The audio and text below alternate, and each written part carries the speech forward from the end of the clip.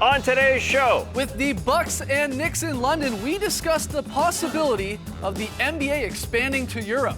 NBA history will be made as Austin Rivers will play for his dad in LA. But did they miss out on what they really need? And in the meme team, a very weird tiny Courtney Lee, and easily the flop of the year. It's Thursday, January 15th. The starter starts now.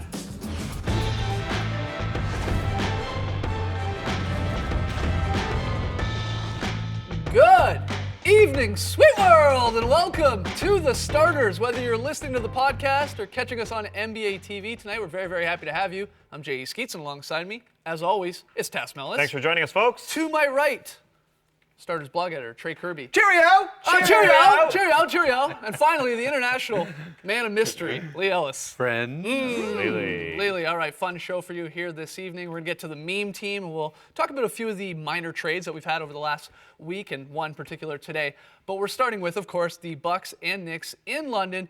Different country, same result for the New York Knicks. They got off to a rough start. They were struggling. Trailed 14-zip and played from behind all game. Bucks get the win. They get it 95-79, beat the Knicks for the third time this season.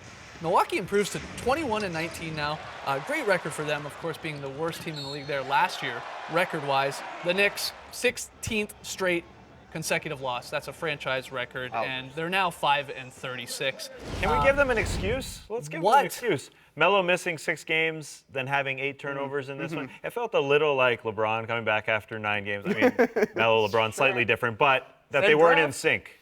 Yeah, that's definitely true. They weren't in sync. They weren't in sync. I don't It think didn't that having Melo back is the reason that they were going to win or the reason they were going to lose. It's still the Knicks. That's exactly right. I mean, you know, basketball fans you look at the Knicks roster and you do a bit of a who, what, he's still in the league. Langston Galloway got some great names. It's quite a hodgepodge of players there. Yeah. So Melo or not, and Melo, look, he put up some points. He put up 25 points in 27 minutes. He didn't shoot the ball, all that badly. He got to the line, 12 attempts, knocked down 10 of them. The 8 turnovers, though, is the glaring. Well, that's a guy that's been gone for a while. Yeah, well, for that reason, I think that was a cause of why they played so poorly. It's just because Melo hasn't been around for a while. If this was a game in New York, he probably wouldn't have played as well. That's an interesting question. Do you think Melo strictly played only because this game was in London? It's a showcase for the league, and you want your sort of the brightest star from these two teams to be playing? Unless he had a season-ending injury, I certainly think that the Knicks and the NBA wanted just to see him out on the floor, just to show, because we knew that the Knicks haven't got a great team, but at least Carmelo is one of those top 10 or 15 faces known around the world. Yeah. So that's interesting. You think in the Knicks game, Melo doesn't even play? And Well, then we we'll just wait and see him at the we'll All-Star wait and see, break because he's sort of an ambassador for the city? Sure, they'll get a few days off before their next game anyway, and we'll see how his knee pulls up. But I would be surprised if he doesn't miss a lot of time between now and the All-Star game. That makes sense as an ambassador for the franchise and just sort of to be that symbol for guys who might want to come over to play with New York, as in these big games, regardless of the Tuesday night in Charlotte, those type of games, but actually on this big stage and at All-Star Weekend in New York, you'll definitely see his face. Well, I'm happy Melo played for a couple of reasons. One, it did make for a little bit more of an entertaining game with a superstar in there. But I'm happy because we had some Starters fans in attendance at the O2 Arena in London, and they were sending in signs on Twitter. So shout out to all these guys. Lee, this one really just made for you. Well, yeah. This one came from Sam Macy. It said, Sam Macy, excuse me. What do London and the Starters have in common on one side and on the other? Very solid plays. And he's got me in the corner there, but he's also got some actual real plays. Yeah. Hamlet and Shakespeare, I think it is. We're trying to figure it out. A lot of people say you're the Shakespeare of the Starters. That's right. Undoubtedly. Jamie Cameron also sent in a sign. First, he sent in the working in progress type sign. That's me. Yeah. We've got a fruitcake happening. But the sign really didn't follow through on all that promise. What? What's up here? Pulled it out of his back pocket. I mean, he folded it 66 times. Jamie, I love you, man, but I don't know what's going on here. Apparently, Giannis and myself, we love fruitcakes. Greeks love fruitcakes on the left. I didn't know that. Yeah, we do, apparently. I don't know. I hate fruitcakes. Anyways, Jamie, appreciate the effort. All right. Thanks, guys, for all the Starters fans there. I hope you enjoyed the game. In the build-up, this is probably much more interesting than the actual game there. In the build-up to the game, NBA Commissioner Adam Silver, he was asked whether the league is continuing to look at expanding overseas. Here's what he had to say, and then we'll talk about it. For scheduling reasons, if we were to put to put franchises or a franchise, consider doing that in Europe. What I've said is, and David Stern had the same view, that we would need to have multiple franchises here for scheduling purposes. I don't think it's realistic that you could put one team here. I think what would need to happen is probably we'd need, if we were to come to Europe, we would need to do it with a division as opposed to a single team. It definitely makes sense that there would be a division rather than just one singular team in Europe, but there's so many stumbling blocks. I mean, I don't think any of us really see this in the short term. No. It sounds weird to say it, but we literally don't have the technology for it now. The flights are just too long. If you're going to be playing a road game, you're going to be gone for 2 weeks. And if you're one of the teams that's in Europe, you're going to be leaving every week on an intercontinental flight. We got to figure out a way to teleport. Got to bring people. the Concorde As soon as back. we get that, we'll be fine. But I think there are a lot more issues as well. Yeah, so do I. Yes, they're the most international players currently in the league at 101, but most of the players are still American. 75% of the players are still American. Do they want to relocate and play in Europe? I think. They don't even want to go to Canada. I mean, Toronto is just now becoming cool. Yeah. listen, you're talking to a few Torontonians here that heard a lot of people that didn't want to come play in Canada. We're talking about crossing the ocean and playing there. I think that would be a huge factor. Then we're talking about 4 teams, so we're talking about 60 players, and that's diluting the product as well. So if we're talking about a division that is actually playing for the NBA championship, that's actually just like our Pacific Division, for instance, but they play across in Europe, you're really diluting the talent to put in 4 new teams. It would be, look, it would be very cool if this eventually happens. Yeah. Is it 10 years from now, 20 years from now? I think it was David Stern even, then commissioner said, in 20 years maybe this is a reality. But you're right. There's so many other stumbling blocks as well. The time zone is a huge problem. Oh, yeah. I mean, that one, let's just be honest. Like, it was great having afternoon basketball here today, but you would almost, in theory, have to do that a whole lot more, which then would suffer, viewership here in America and Canada, North America, and this time zone. That would struggle then because, when we see games here, when we watch the games at 7, 8 at night, it's the middle of the night over there, and that's a big problem. I think even in terms of just growing the fan base over there, the games just aren't on when people are awake. No, the time zone just from London to Paris is now different as well. I know it's only 1 hour, but again, that just affects the viewing audience. But I don't think they need to bother even expanding to Europe. I think a better idea is to just put more showcase events like the All-Star Weekend, play more of these games over there, and send, again, the Knicks and the Bucks. We didn't expect the Knicks to be this bad when they announced this earlier in the season. Hey, any 2 teams can play a good game. That's right. That absolutely They can didn't happen. today, unfortunately. But try to make it so that Kevin Durant's there 1 year, Russell Westbrook, obviously they'll be together, LeBron. Send over those guys and just do more of these games throughout the season. One of the problems when we used to talk about this, maybe 5, 10 years ago about the idea of the NBA expanding to Europe was, well, the arenas aren't there. They don't have the infrastructure. Yeah. That's sort of not a problem now. For the most part, they either have these U.S.-style arenas in place in the big cities or they're under construction. Your England's, obviously Berlin, Barcelona, Paris, Madrid. Barcelona, Paris. Madrid, exactly. So they sort of have that. That's sort of, they've got the one part down. But again, there's so many other issues here. The other problem is, let's just assume that London made the NBA Finals against the Golden State Warriors. That's 11 hours of travel back and forth. Let's say that's a 7-game series. I mean, you're going back. Hey, back we and play forth. 2-3-2. We don't have We're good. the I know you play 2-3-2, but I say know, you I'm play just 2 kidding. on the West Coast time, then you play 3 on the East Coast London time. That just throws out the whole for sure. momentum for the whole I do like, series. Silver talked about it he was on a panel earlier in the day, and it sort of came up in the press conference as well. I like the idea of the grassroots of getting people in Europe, in England specifically, to play basketball. Because it's one thing to just, like, someone that doesn't play the games, like, hey, come watch it, you might enjoy it. But it's another thing, and he even said this, you get a basketball in their hands, especially at an early age, they're key. more likely to become a basketball and an NBA fan. That makes a lot of sense. And they're doing a lot of work to try and get the sport just more popular over there. Yeah, speaking from experience of living in London, people are actually interested in the game and they're fascinated by it, but they haven't really been playing it since the late 90s. And that's your point there. You've got to get kids playing it from an early age so they can actually feel some association with playing basketball as they grow up with it. Well, we are going to have some fun here. Let's pretend that next year they say, hey, we're putting 4 teams in Europe. What would they name those franchises, guys? The Lee Ellises. We could name them the Lee Ellises. That'll when they go to Australia. But we came up with some nicknames for some of the particular teams. Again, all hypotheticals.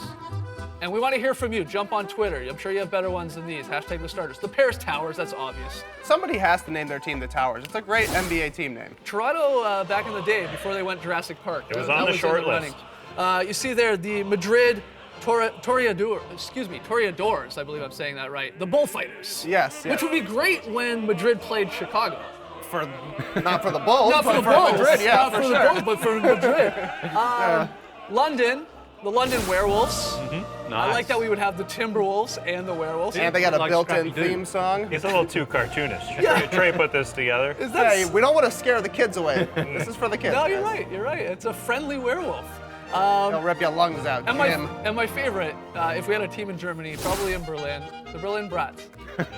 Looks great. I don't know. That's a tasty team. Yeah, that would be a great team to go on with. So again, I know you guys have better suggestions. I know that. So jump on Twitter for any of those teams or any other teams in Europe where you can see an NBA squad.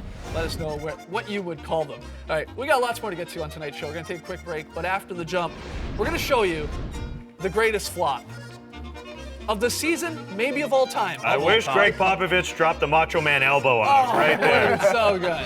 That'll be 5K. Come on back.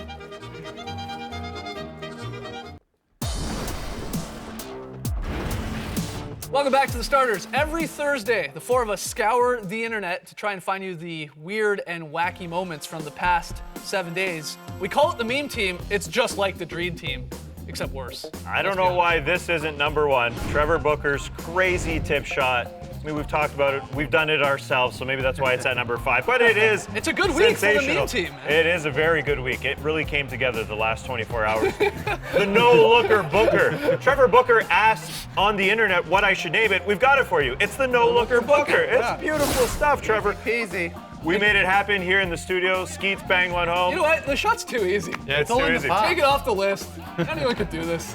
Money in the bank. Then Chris Webber on fan night made it happen with Greg Anthony. Didn't like this pass. No. No. Give it back. Bring it back. And he grabbed it What are and you just threw it in doing, Chris. Sue? That's against the rules, Not a Chris. tip. Not he a didn't make tip. it happen. Then the actual Phoenix Suns tried to Didn't make know it that. happen. Shavlik Randolph struggling with that Are one. we better than NBA basketball players?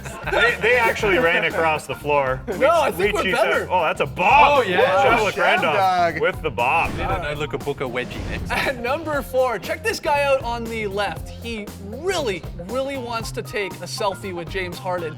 He's got his camera set up and everything, but James just completely ignoring him. Here we go. Lucky. Here's your Hey, come chance. on, Here we man. go. Come on, Here we man. go.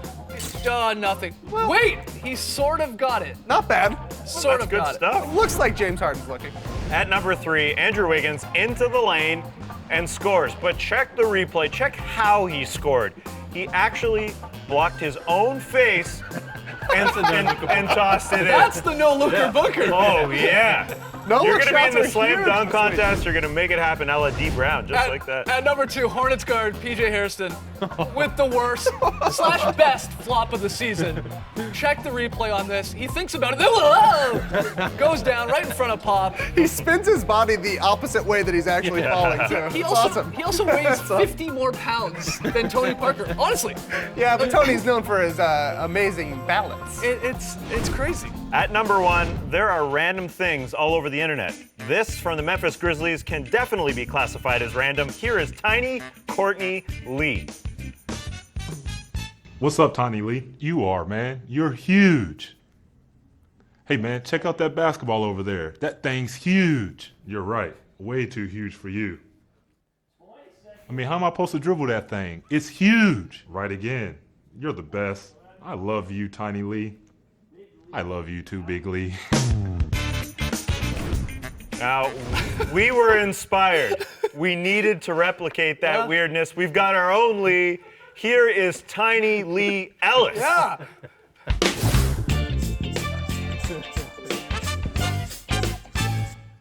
What's up, Tiny Lee? You are, man. You're huge. Hey, man, check out that basketball over there. That thing's huge. You're right. Way too huge for you.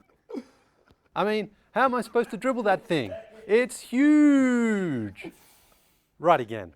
You're the best. I love you, Tiny Lee. I love you too, Big Lee.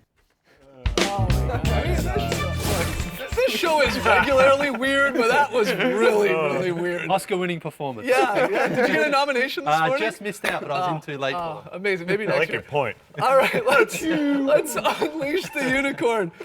Today's Fantasy Minute. Oh, look at that unicorn. That thing's huge. Today's Fantasy Minute presented by FanDuel, the leader in one-day fantasy sports. Boy, looking at the fantasy lines from last night, our 3 nominations, DeAndre Jordan, LaMarcus Aldridge, Victor Oladipo.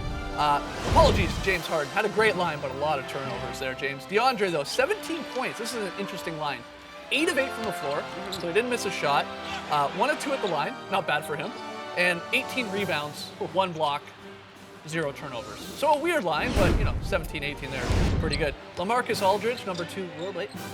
37 points against the Clips. Came in a loss, but 14 of 28, 9 of 9 at the free throw line. 12 rebounds, 1 steal, 1 block, so chipping in there defensively, and only 1 turnover.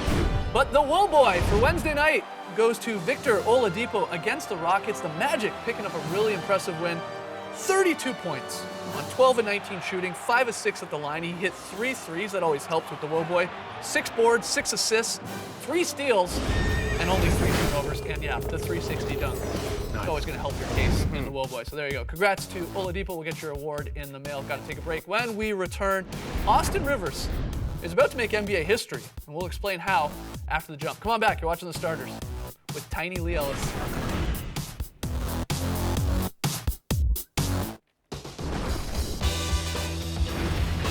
Back to The Starters, few quick trades, minor trades to talk about. The first one confirmed, official as of today, 3-way deal, Clippers, Suns, and Celtics. Clippers getting Austin Rivers, yes, that's right. He's gonna go play for Dad. He would become the first NBA player to play for his pops if he actually plays. Suns get Reggie Bullock, and the Celtics receiving Randolph Roberts and a 2017 second-round pick. That's just what they need, another pick. I'm a little confused from the Clippers' perspective. They need a wing. They need a 3-and-D type guy. They go get a backup guard, sort of replicates Jordan Farmar's duties, what he can provide for the team. There's reports that they're going to release Jordan Farmar.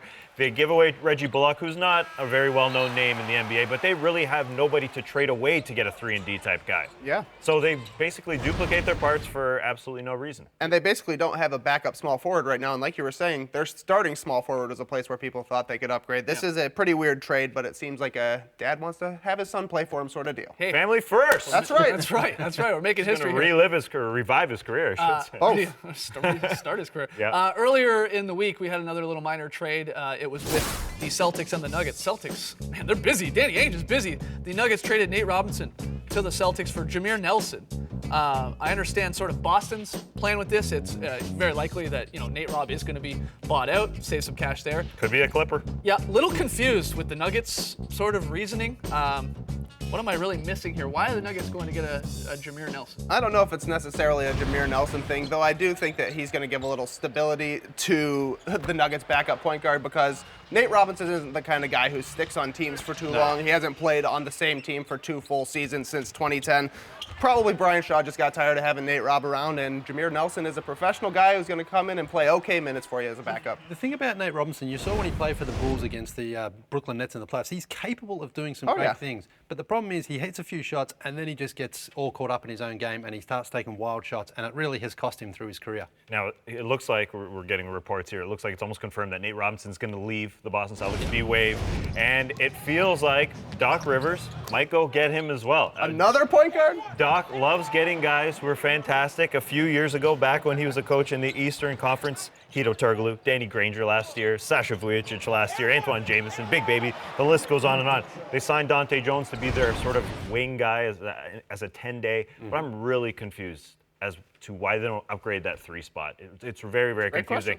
Tayshaun Prince, who's probably going to be released by the Boston Celtics as well, might be that guy. Another guy who was great several years ago might be their starting wing when it comes to the postseason. It's wild. Celtics the just revolving keep door, trading isn't it? guys for guys and then, buying them out. 50 It's guys simple as that. plural from this I think season. of now, I was joking about the pick there. It's something like 15 picks that Danny Ainge and the Celtics have, possibly, again, there's some protections and all that, over the next 2 drafts. 15. They could just draft an entire That's half NBA of a squad. round, actually. Maybe they'll just Send buy them- out everyone. Send them to London. Let them play. Yeah, in we London. could start a there Start you a go. team. Celtics picks, cool. That's the Put idea. them in Dublin. That's the idea. And I'm with you sort of on the Jameer Nelson idea. I know Yeah. it's a little strange, the sort of close to $3 million there on the books for the next year with Jameer's contract.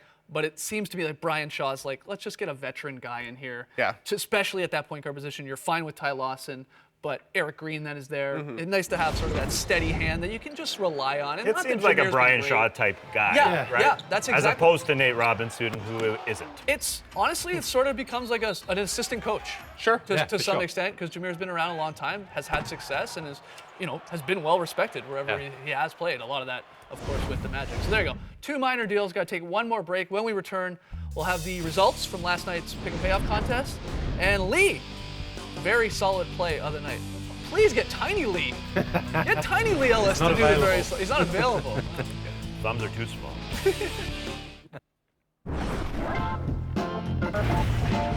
Back to the starters. A look at last night's pick'em payoff results. Not a great night for Taz and I. Well, that's not good. No, we agreed on all 5 games. We only went 2 and 3. We only got the Nuggets right and the Spurs wrong about the other 3. If you're new to the show, at the end of the month, the loser of this contest, I'm 19 and 10 right now, Taz 14 and 15 on the month. The loser has to do something weird or embarrassing or downright awful, like eating Gross. like eating Yeah. fruitcake. Yeah, on that's the why show. Jamie Cameron thought I loved eating fruitcake in London Yeah. for some odd reason. Only 2 I games. 2 games on tonight. Thunder and Rockets, Cavs and Lakers. Taz and I again agree on both games. What's going on here? We like the Thunder and we like the Cavs to snap that 6-game losing streak. Of course, we'll be catching those on TNT. 8 p.m. Eastern is when it gets underway. Your late one, Cavs and Lakers. Hope for another exciting LeBron-Kobe matchup. I mean, Yeah, probably let's hope for we're, that. We're getting down to one of the last scenarios. Yeah, it's very with- few times left. with those two. Also want to let you guys know about the NBA D-League Showcase, January 15th to the 19th. You can catch a lot of the game, a lot of the action on NBA TV, and you can check it out on NBA.com/D-League as well. Features all 18 NBA D-League teams. They're playing, they're playing for a cup, but they're really playing for a job. With all the players, of course, in it. All the scouts are there, and a good opportunity for a lot of those guys to try and get that call-up. That's the music. Let's get to Lee's very solid play of the night. Lee. Going to the Clippers and the Blazers. Now, you thought double plays were just for baseball. Well, look at this double play from Chris Paul. First of all, he gets the steal. Nice pass to Matt Barnes, and then again to DeAndre Jordan for a very high percentage dunk. Rough old sequence here for Nicholas Batum as well. Loses the ball, gets back, and down he goes. Yeah. DeAndre with the dunk. And that's what I call a very solid play. What is that, a 6-4-3 double play? Something like that, yeah. Sure. You're the Sounds baseball good. guy. All right, guys, we'll be back tomorrow with our regular show, and check out the drop in the morning, our hour-long podcast. Thank you very much for joining us, folks. And remember, people don't tune into Jeopardy to hear the contestants' stories. Brace the night, people.